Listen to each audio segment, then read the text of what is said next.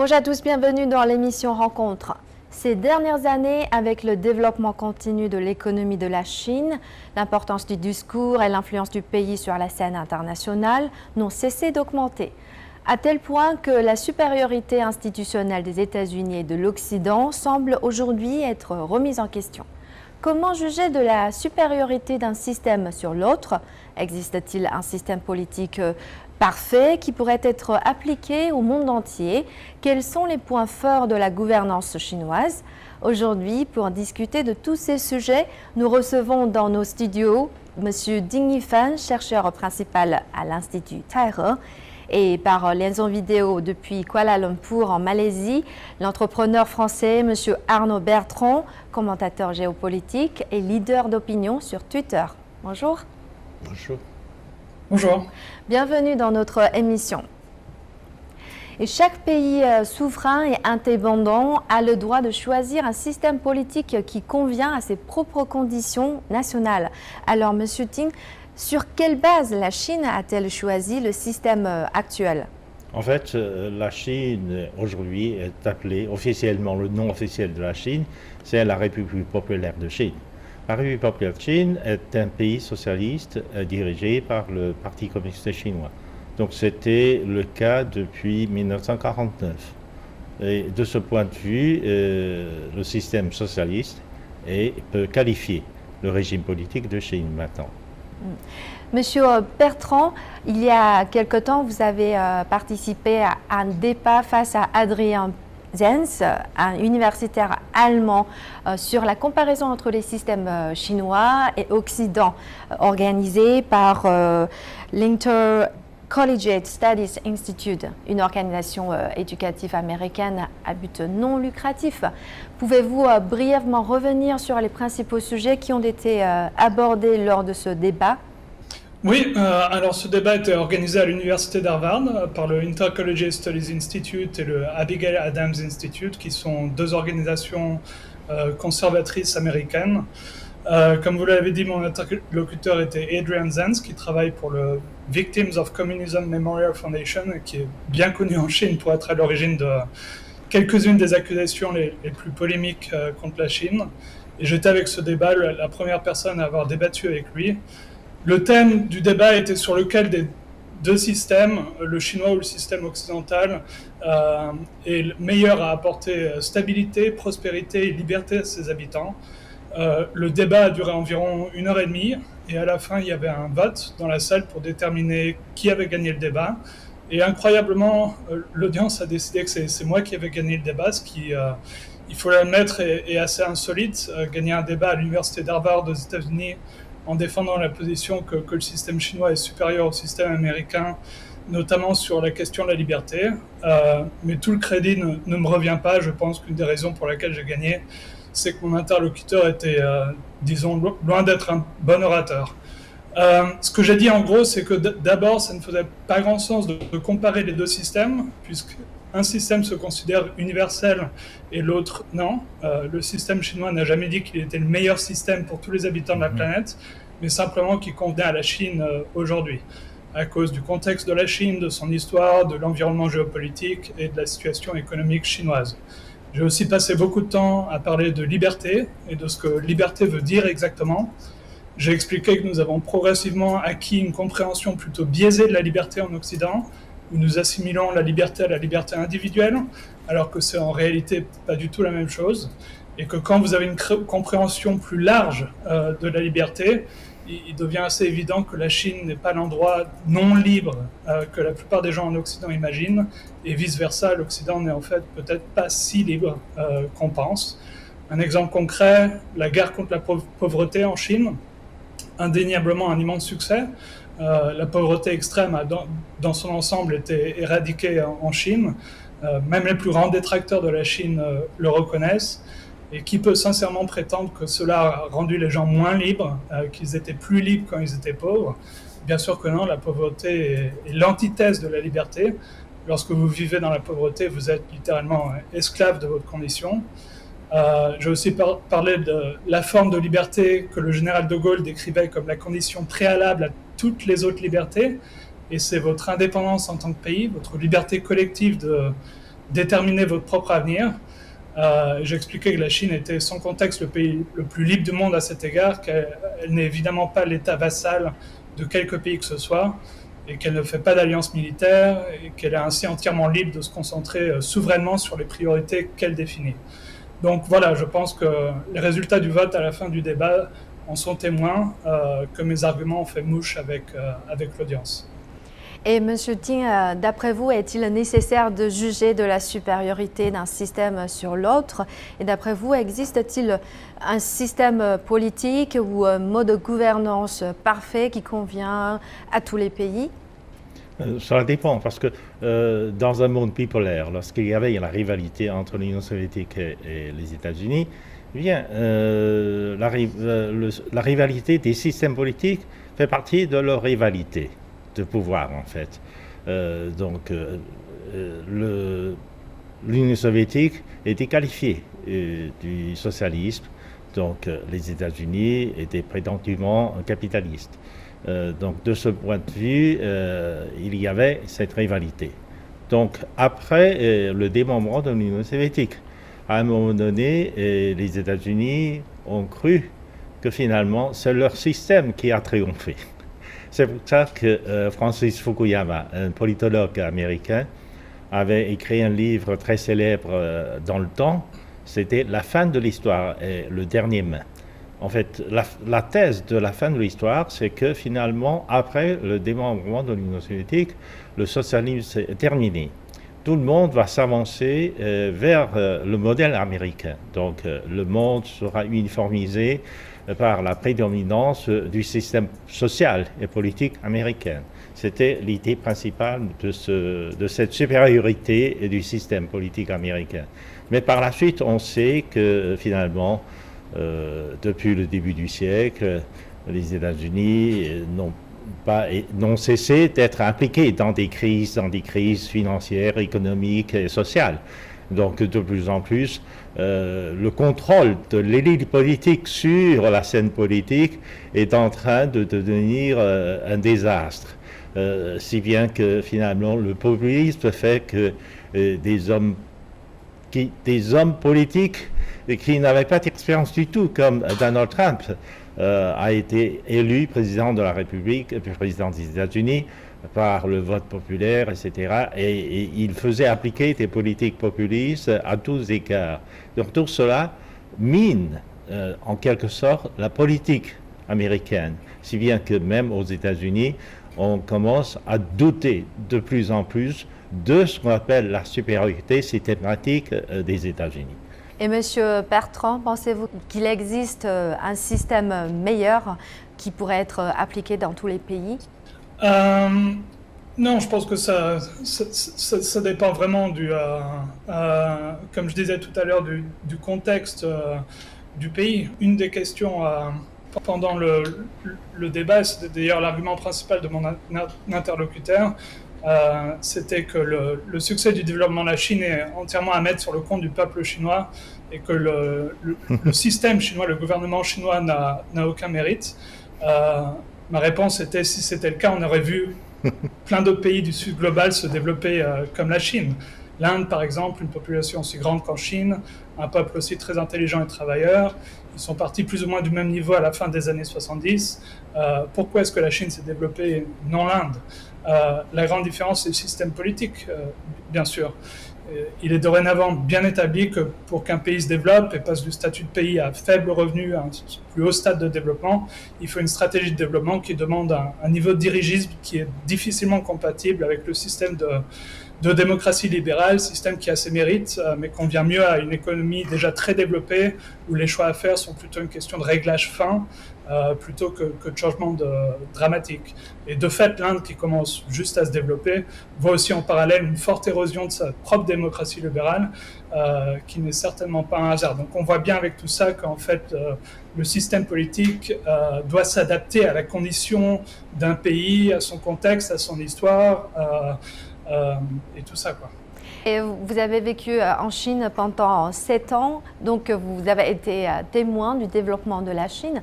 D'après vous, comment la Chine a-t-elle pu accomplir aussi vite de telles réalisations?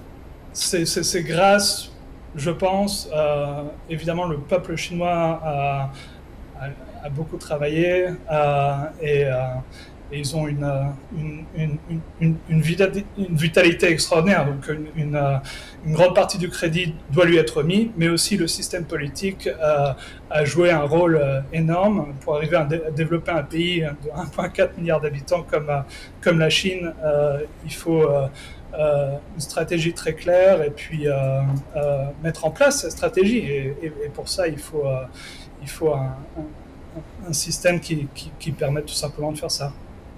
Et M. Ting, d'après vous, pourquoi les États-Unis aiment tant éduquer les autres pays sur la manière dont ils devraient se gouverner eux-mêmes?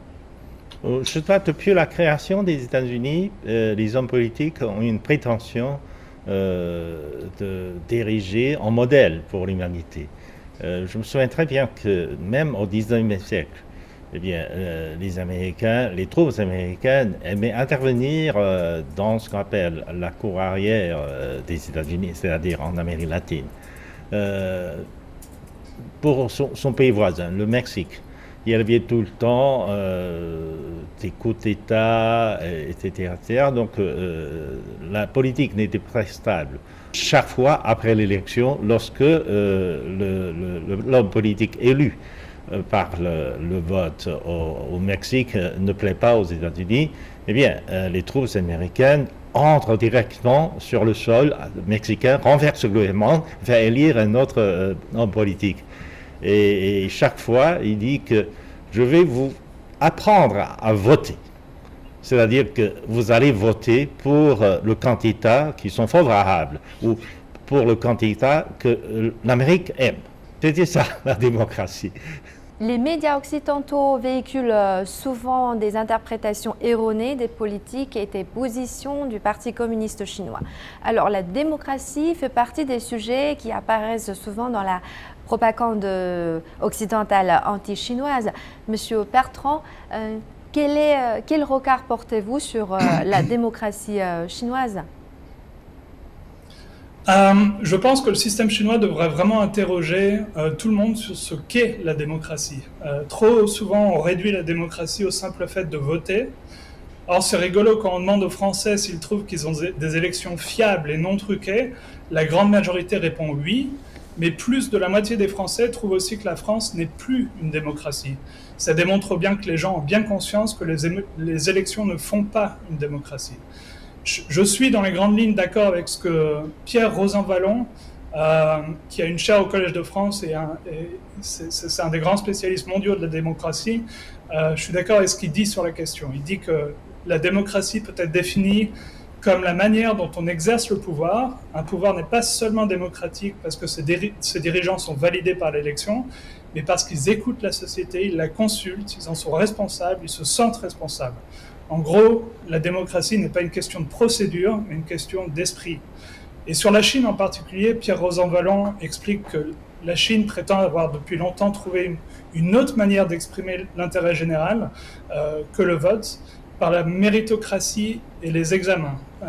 Donc il dit, et je le cite, les dirigeants chinois considèrent que c'est supérieur, parce que si le vote permet de sélectionner des représentants qui doivent travailler au nom de l'intérêt général, les examens et la méritocratie peuvent sélectionner des compétences objectives. Et pour les Chinois, l'intérêt général repose sur des éléments de capacité et non simplement d'opinion. Il explique aussi qu'il y a deux compétences morales que tous les bons dirigeants devraient avoir, qui sont de dire la vérité et d'avoir le sens de la responsabilité. Il décrit le sens de la responsabilité par la reconnaissance que quand quelque chose a mal fonctionné, quelqu'un doit payer. La démocratie, pour lui, c'est le système d'imputation. Elle ne fonctionne pas si on a l'impression que le pouvoir n'est pas tenu pour responsable. Et c'est indubitablement plus le cas en Chine qu'en Occident aujourd'hui, où en Chine, les erreurs des dirigeants sont punies, souvent sévèrement, ainsi que les erreurs des hauts responsables du monde économique.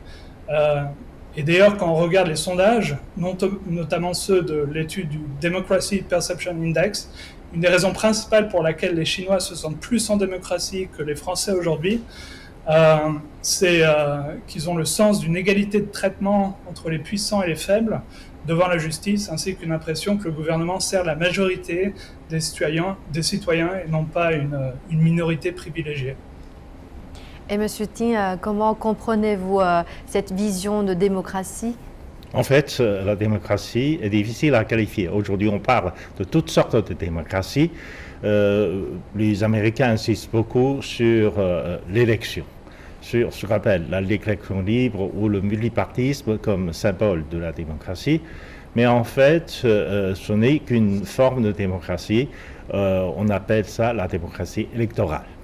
Alors qu'en Chine, la démocratie est l'exercice du pouvoir par le peuple. C'est-à-dire que le peuple, les gens ordinaires, ont une influence sur la prise de décision de l'État.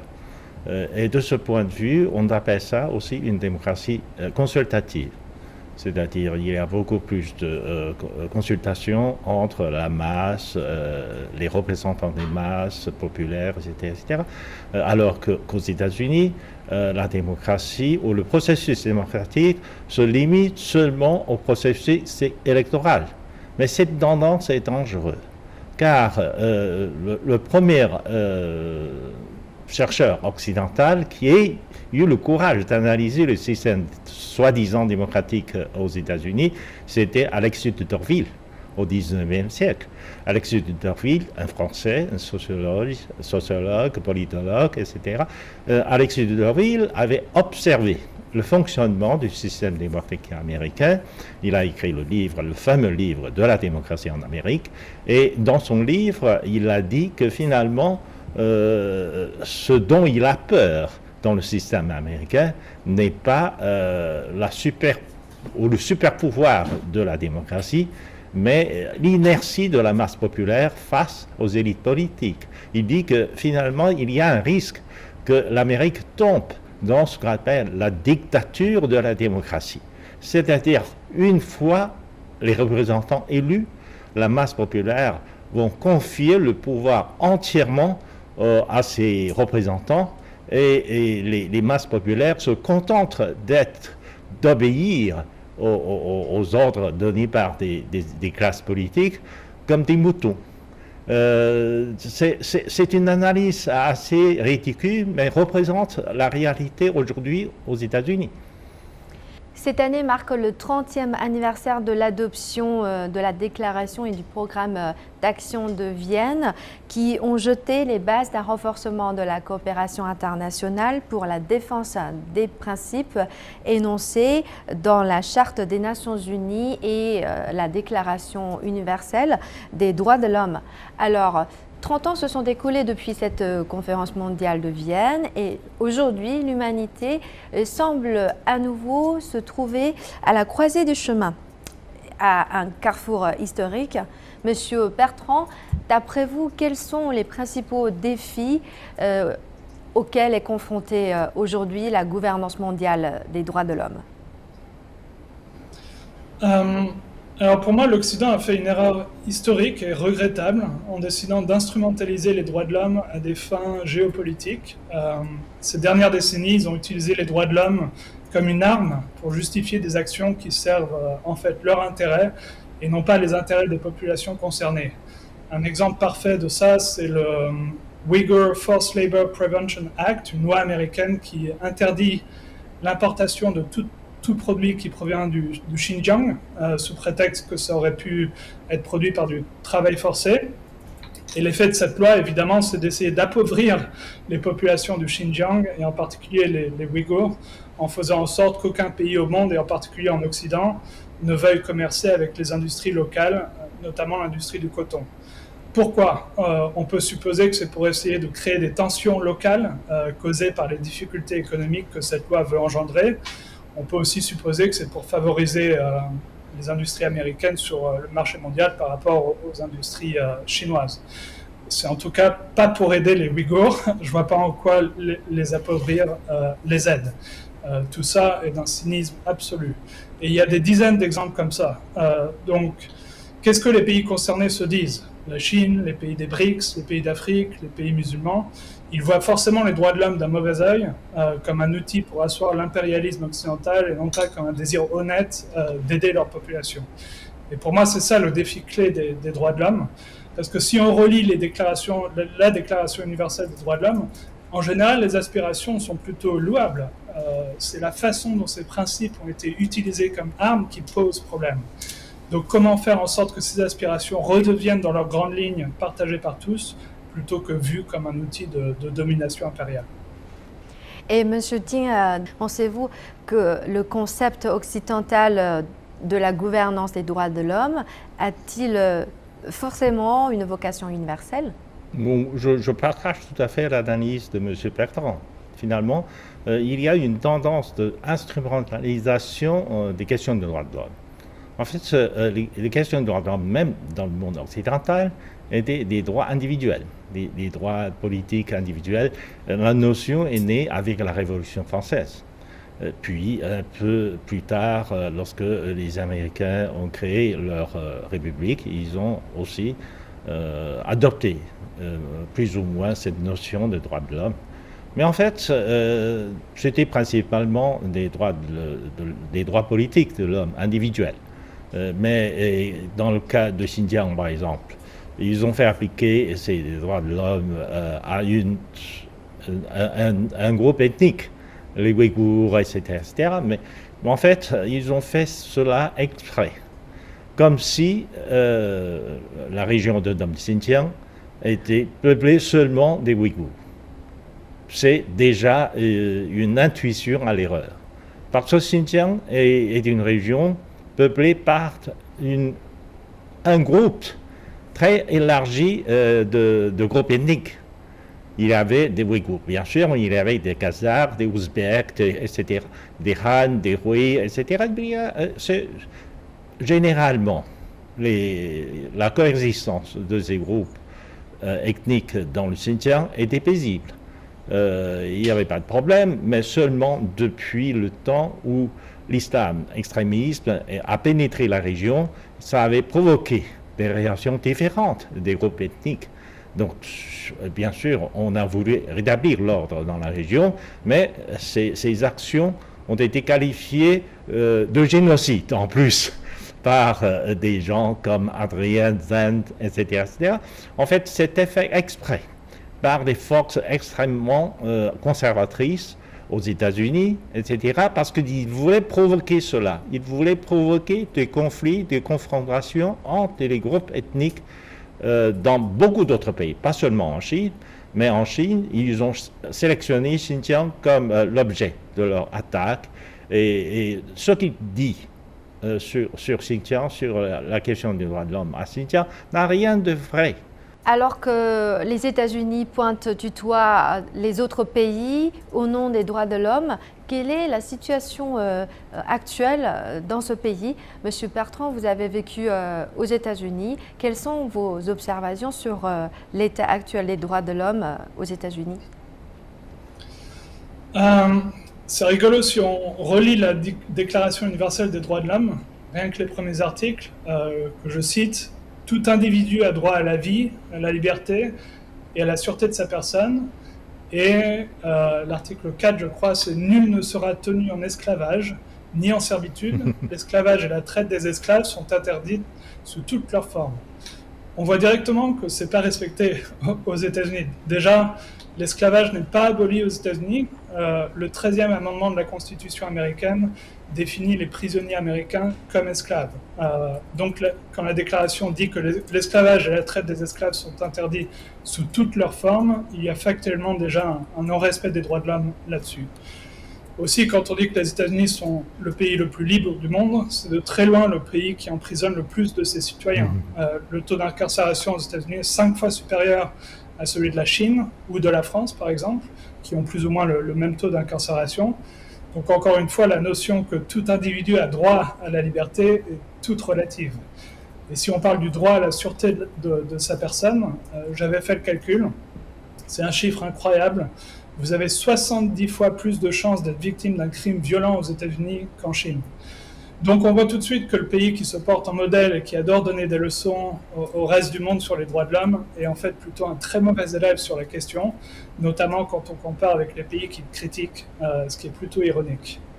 En 2021, la Chine a annoncé remporter une victoire complète dans sa lutte contre la pauvreté. 670 millions de personnes de Chine sont sorties de la pauvreté, contribuant à 70% de la réduction de la pauvreté dans le monde. Monsieur Ding, cet exploit n'est-il pas lui-même une contribution de portée mondiale en termes de protection des droits de l'homme? Ah oui, en fait, comme M. Bertrand a indiqué, dans les déclarations des droits de l'homme, ce qui est important, c'est le droit de la survie et le droit de l'égalité, etc. Et de ce point de vue, je pense que la Chine a contribué beaucoup à protéger les droits fondamentaux de l'homme, c'est-à-dire le droit de survie. La Chine a fait des efforts depuis ces 20 dernières années pour éradiquer la pauvreté absolue. Et nous avons réussi. En Chine, il n'y a pas de Chinois qui vit en dessous du seuil de la pauvreté, défini par les Nations Unies, bien sûr. Mais en plus, le gouvernement a fait mieux que cela. C'est-à-dire que, selon les critères des Nations Unies, il y avait seulement le revenu disponible journalier. Donc tous les jours, on doit avoir plus de 2 dollars comme revenu disponible tous les jours. Mais en Chine, nous avons aussi fourni des logements sociaux. Pendant ces 10 dernières années, nous avons fait construire plus de 32 millions d'appartements de logement social à destination des classes défavorisées, c'est-à-dire des classes qui sont sorties de la pauvreté, mais qui n'ont pas un revenu suffisamment important pour se permettre de louer un appartement au prix du marché. Nous avons réussi aussi la couverture universelle de la santé, c'est-à-dire que les soins médicaux sont remboursés dans une très large majorité par le système de la protection sociale. Et les pauvres comme les riches sont couverts par ce système universel de soins de la santé. À l'heure actuelle, la Chine promeut vigoureusement sa modernisation et s'efforce de réaliser la prospérité commune pour les 1,4 milliard de personnes et encourage la construction d'une communauté de destin pour l'humanité. Monsieur Bertrand, quel est l'impact positif de ces politiques sur le développement des droits de l'homme dans le monde?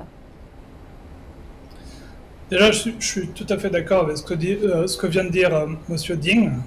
Je pense que quand on regarde les choses de façon honnête, et je sais que ça choque beaucoup de monde en Occident quand je dis ça, mais je crois profondément, aucun pays au monde n'a fait autant pour les droits de l'homme ces 40 dernières années que la Chine. À la fin, à quoi servent les droits de l'homme? C'est inscrit dans la Déclaration universelle. Ils servent à faire valoir, et encore une fois je cite, la dignité et la valeur de la personne humaine dans l'égalité des droits des hommes et des femmes, à favoriser le progrès social et à instaurer des meilleures conditions de vie dans une liberté plus grande. Or, c'est exactement ce qui s'est passé en Chine ces 40 dernières années. La Chine a donné des conditions de vie dignes à des centaines de millions de personnes, dans l'égalité des droits des hommes et des femmes, et on a assisté à un progrès social absolument sans précédent, et c'est incontestable, une liberté sans commune mesure des Chinois avec la situation d'il y a 40 ans. Donc de façon factuelle, aucun pays au monde n'a fait plus ces dernières décennies pour répondre aux grandes aspirations de la Déclaration universelle. Maintenant la question c'est, est-ce que la Chine peut aider, mettons les pays d'Afrique ou les pays d'Amérique du Sud, à améliorer la dignité et les conditions de vie de leur population, non pas en donnant des leçons ou en interférant avec leur système politique à des fins égoïstes, comme l'ont fait trop souvent les pays occidentaux, mais en formant, en construisant, en commerçant, en faisant des partenariats. On peut qu'espérer. Et au passage, ce n'est pas que la Chine qui devrait faire ça. Tous les pays du monde, et en particulier l'Europe, a intérêt à ce que l'Afrique se développe. Donc au lieu de voir la présence chinoise en Afrique comme une menace, il devra au contraire l'encourager et entrer en partenariat avec les Chinois pour les aider dans un effort commun de développement pour l'Afrique. C'est dans l'intérêt de tout le monde. Je vous remercie Monsieur Ding et Monsieur Bertrand d'avoir participé à cette émission et d'avoir livré vos analyses. Merci. Merci à vous. Voilà, c'est la fin de cette émission Rencontre. Merci de nous avoir suivis. À la prochaine.